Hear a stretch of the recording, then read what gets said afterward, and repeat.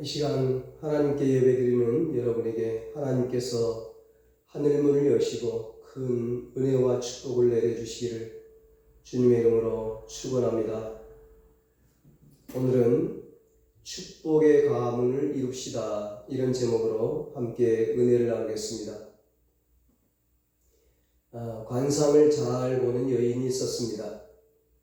이 여인은 누구도 따라올 수 없는 소문난 관상쟁이였습니다. 그만큼 관상을 잘 봤습니다. 길을 가다 지나가는 사람을 보고 저 사람은 아이가 없겠다느니, 저 사람은 부모가 없겠다느니, 저 사람은 남편을 일찍 잃었겠다는 말이 척척 맞아떨어졌습니다. 그래서 별명이 쪽집게였고 항상 손님이 문전성시를 이루고 있었습니다. 그런데 이 여인이 관상을 보다가 의문점이 생기기 시작했습니다. 관상대로 되지 않은 예외 사항을 보기 시작한 것입니다. 벌써 죽었어야 할 관상인데 건강하게 지나가는 사람도 보았습니다. 거지상이 틀림없는데 양복 입고 회사에 버젓이 다니는 사람도 보았습니다. 하루는 지나가는 사람을 보니 벌써 죽어야 할 상이었습니다.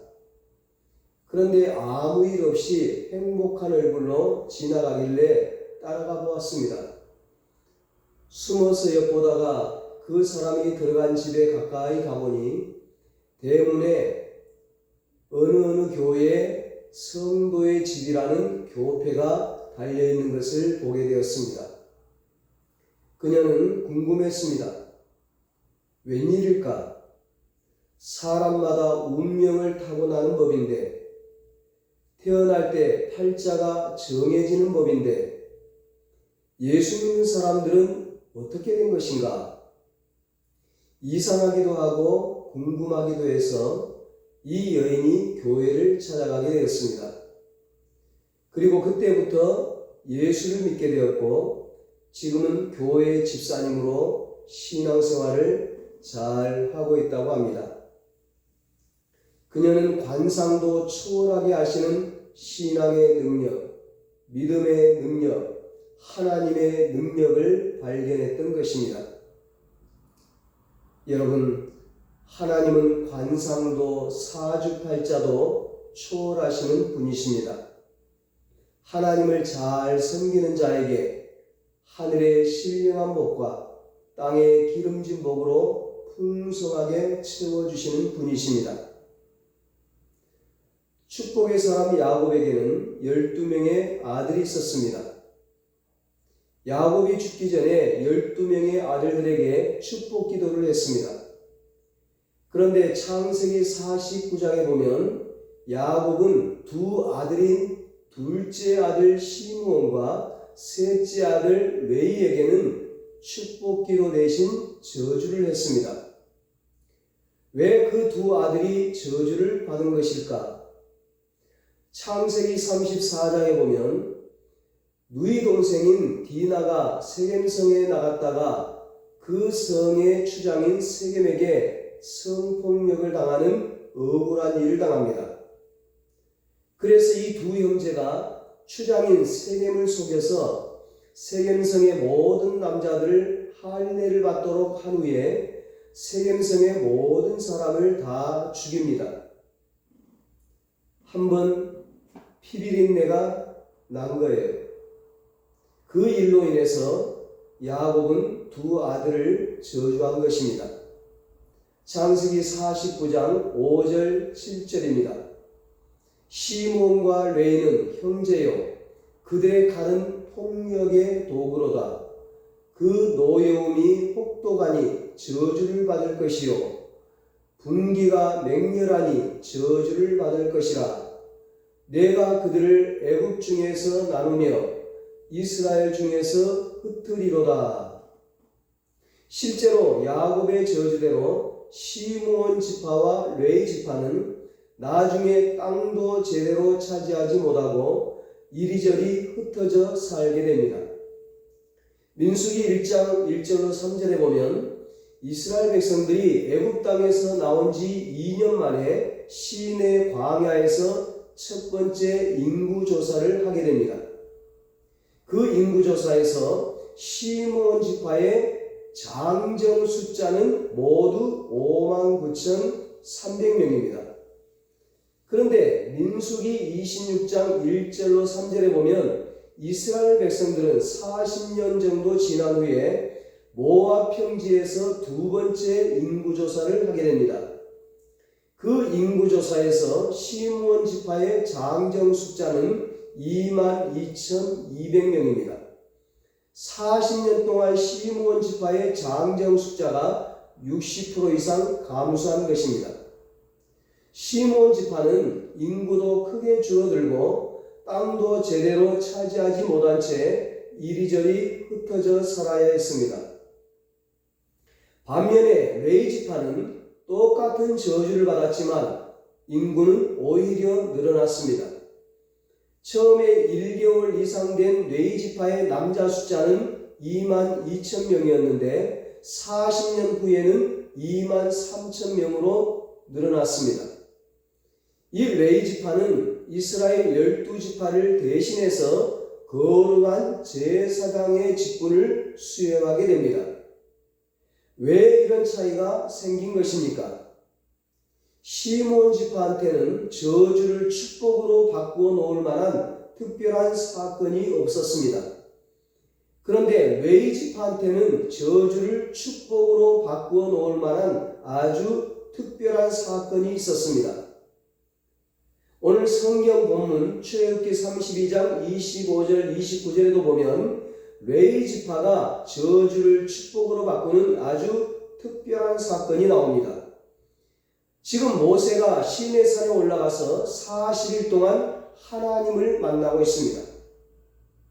거기서 모세가 하나님께 계명을 받습니다. 그렇게 모세가 40일 동안 보이지 않자 이스라엘 백성들이 그 짧은 기간을 참아내지 못하고 금으로 송아지 형상을 만들어 섬깁니다. 그 금송아지를 하나님이라고 부르면서 섬기는 겁니다. 그 금송아지 앞에다가 제물을 드리고 절을 하고 먹고 마시며 춤을 추는 겁니다. 그 일로 인해 하나님은 극도로 분노하고 진노하셨습니다. 그래서 하나님은 이스라엘 백성들을 진멸하고자 하셨습니다. 이때 모세가 하나님께 백성들을 살려달라고 중보기도 합니다.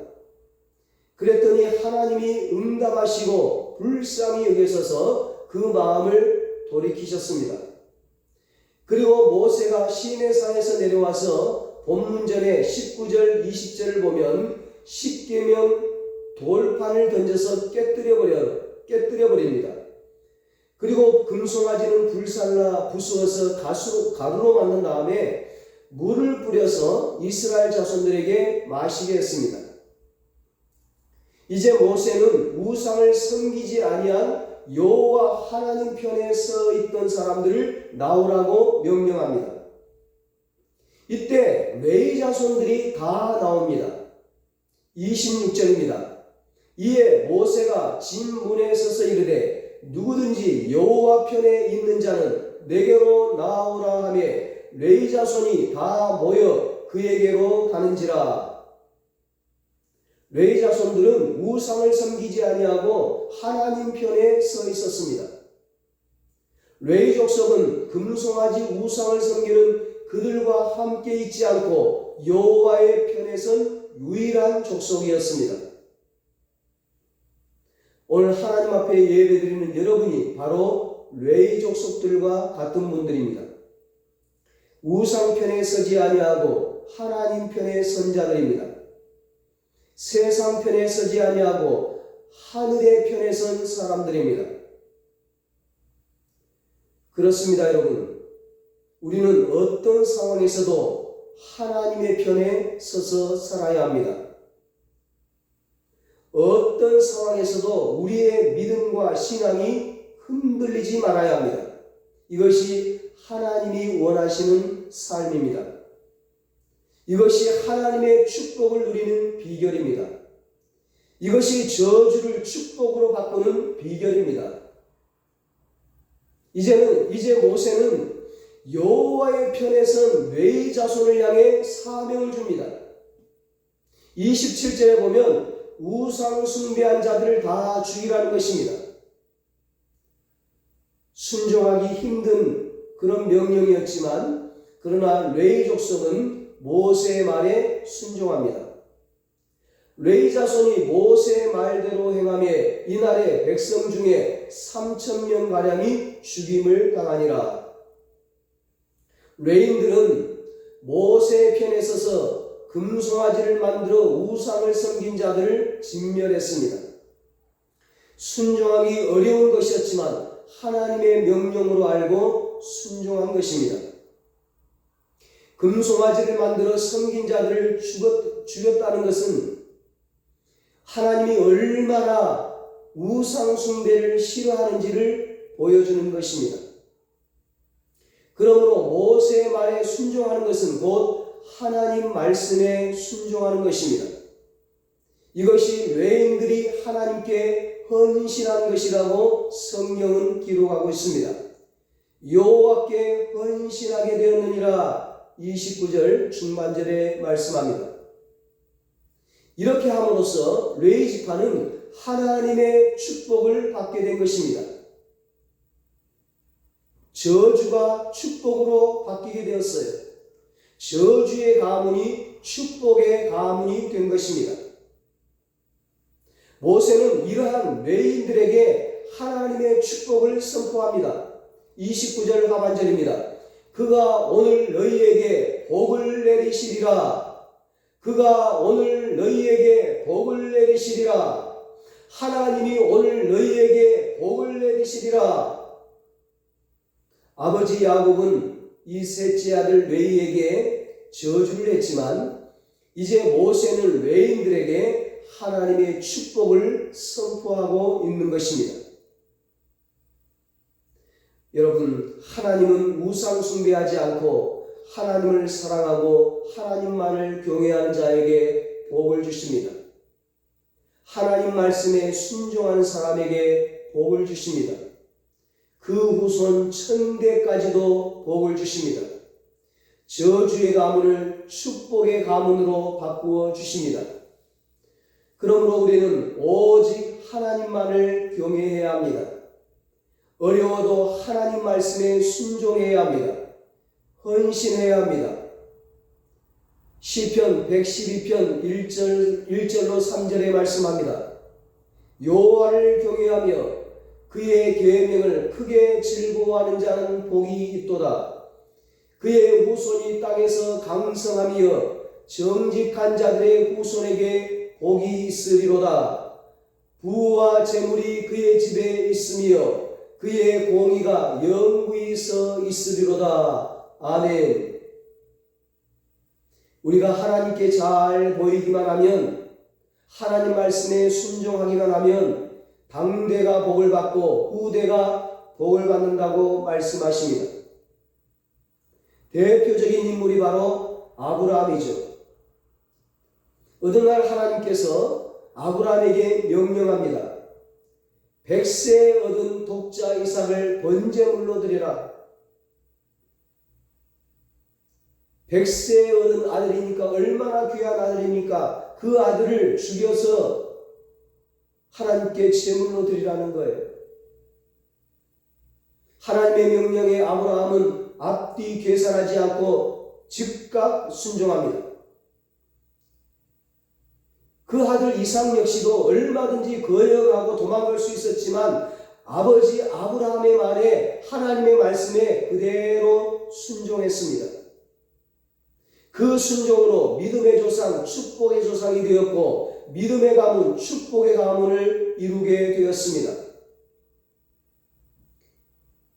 떠돌이 아브라함도 하나님이 복을 주심으로 거부가 되었습니다. 아들 이삭도 하나님이 복을 주심으로 형통한 자가 되었습니다. 그의 가문에서 다윗과 같은 훌륭한 인물이나 왕이 나오고, 그리고 그 가문에서 인류를 구하는 메시아 예수님이 태어나게 되었습니다. 역대상 4장에도 보면 고통의 사람 야베스도 하나님이 복을 주심으로 부자가 되고 존귀한 자가 되었습니다. 역전의 인생이 되었습니다. 오늘 이 레인들도 하나님이 복을 주심으로 저주가 축복으로 바뀌고 거룩한 제사장 가문으로 하나님께 귀하게 쓰임받게 되었습니다. 그렇습니다, 여러분. 복을 받으려면 우리도 레인들처럼 하나님 편에 서야 합니다. 하나님만을 경외해야 합니다. 복을 받으려면 레인들처럼 하나님께 헌신해야 합니다. 복을 받으려면 하나님 말씀에 순종해야 합니다. 하나님은 우리에게 10계명을 주셨는데 가장 중요한 첫째 계명이 너는 나 외에는 다른 신들을 내게 있게 말지니라, 그 계명이죠. 그리고 두 번째가 우상을 만들지 말고 우상에게 절하지 말고 우상을 섬기지 말라는 것입니다. 이 말씀은 하나님을 첫 번째 자리에 모시라는 것입니다. 나의 개인의 삶에서나 가정에서 하나님을 첫 번째 자리에 모시라는 것입니다. 어려워도 순종하고 어려워도 예배하고 어려워도 헌신해야 합니다. 하나님을 최고로 잘 섬겨야 최고의 축복의 가문이 됩니다. 한 가정이 축복의 가문이 되기까지는 그 가정과 그 가문에서 누군가의 헌신과 순종과 희생이 있었던 것을 보게 됩니다. 여의도 순복음교회에 이용수 장로님이라는 분이 계십니다. 이분의 할아버지가 구한말 한국초대교회 이영직 목사님이십니다. 이용수 장로님이 할아버지 이영직 목사님에 대한 간증의 글을 실어놓은 것을 여러분에게 소개합니다.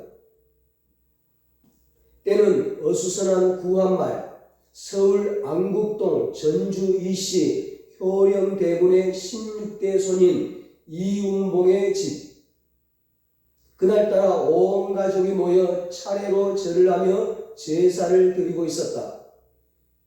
가선 대구 동지 중추 부사 겸 오의장이라는 종 이품의 벼슬을 안고 있던 이윤붕은 제사 문제로 아들 이경직과 사이가 좋지 않자 이번에야말로 버릇을 고치겠다고 단단히 마음먹고 있었다.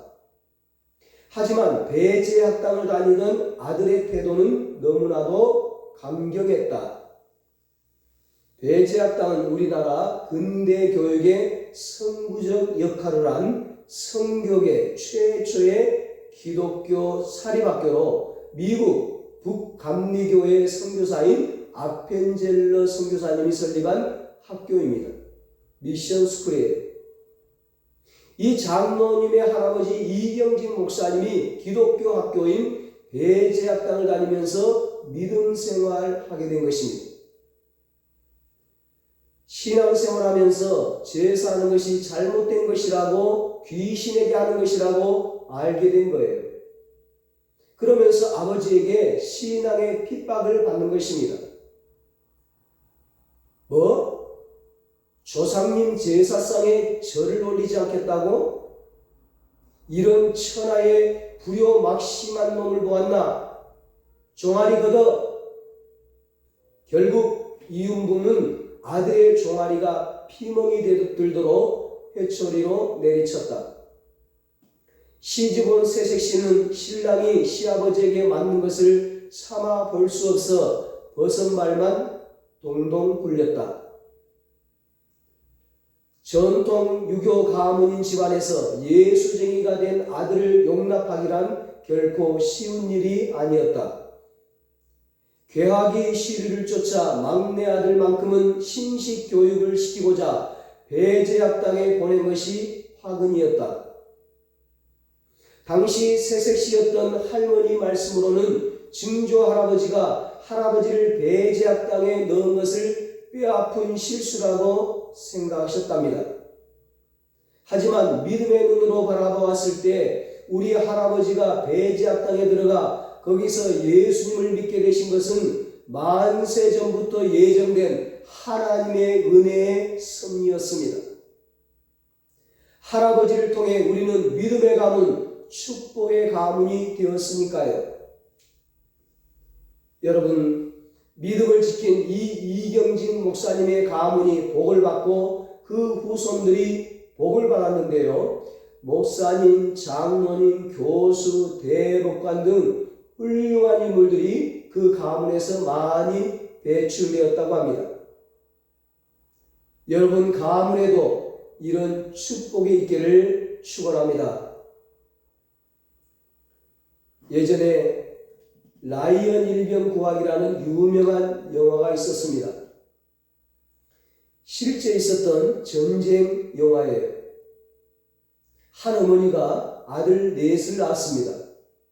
아들 모두 군인이 되었는데 제2차 세계대전에서 네 아들 중에 세 아들이 전사하고 말았습니다.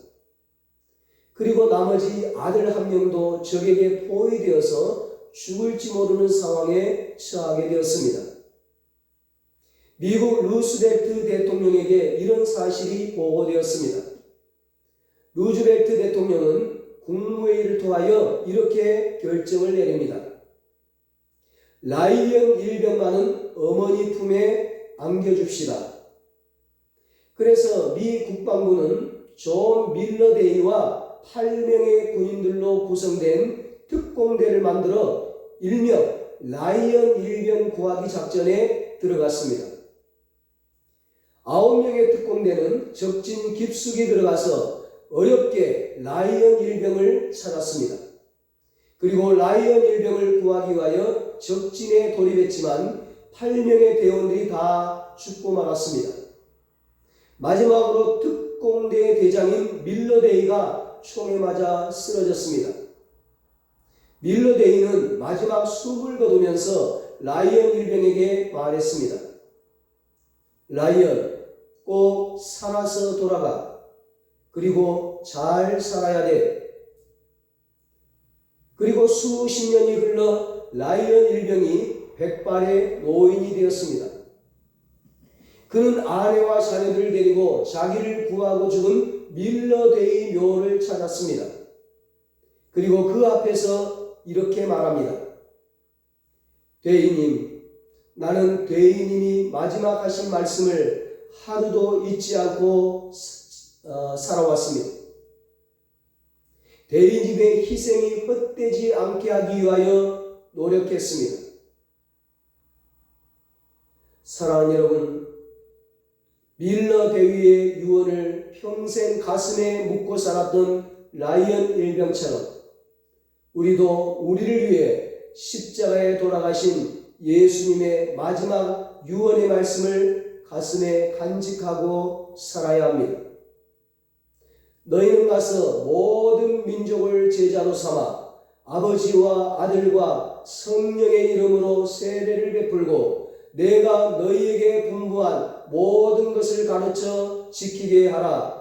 볼지어다 내가 세상 끝날까지 너희와 항상 함께 있으리라. 아멘. 우리는 우리를 위해 모든 것을 아낌없이 내어주신 주님을 높이고 주님의 말씀에 순종해야 합니다. 언제나 하나님 편에 서는 삶을 살아야 합니다. 그러면 하나님께서 우리를 세계 위에 높여주시고 우리의 가문을 축복의 가문으로 세워주십니다. 저와 여러분의 가정이 레위 자손처럼 아브라함의 가문처럼 저주를 축복으로 바꾸고 자손 대대로 복을 누리는 믿음의 가문, 축복의 가문을 이룰 수 있게 되기를 예수님의 이름으로 축원합니다. 기도하겠습니다. 하나님 아버지, 우리를 위해 예수님을 이 땅에 보내주시고 십자가에서 죽게 하심으로 우리의 죄를 용서해 주시고 구원해 주시니 감사합니다. 예수님의 십자가의 죽음과 그 희생이 헛되지 않도록 믿음 생활을 잘하게 하여 주시옵소서. 레위 자손들처럼 여호와 하나님 편에 서서 어떤 상황에서도 흔들리지 아니하고 우상 숭배하지 아니하고 하나님 말씀에 순종하고 하나님만을 경외하며 오직 믿음으로 살게 하여 주시옵소서. 하나님을 기쁘시게 하는 삶을 살게 하여 주시옵소서. 그래서 저주를 축복으로 바꾸고 자손 대대로 복을 누리며 사는 믿음의 가문, 축복의 가문을 이루게 하여 주시옵소서. 이제는 우리 주 예수 그리스도의 무한하신 은혜와 하나님 아버지의 사랑하심과 성령님의 위로하시고 교통하시고 영원토록 함께 하시는 은혜가 하나님 말씀에 순종하고 하나님만을 경외함으로 저주를 축복으로 바꾸고 자손 대대로 복을 누리는 믿음의 가문, 축복의 가문을 이루기를 소원하는 사랑하는 모든 성도들과 저들의 가정과 자녀들과 사업과 직장 위에 이 나라 이 민족 위에 이제로부터 영원토록 함께 있을지어다. 아멘.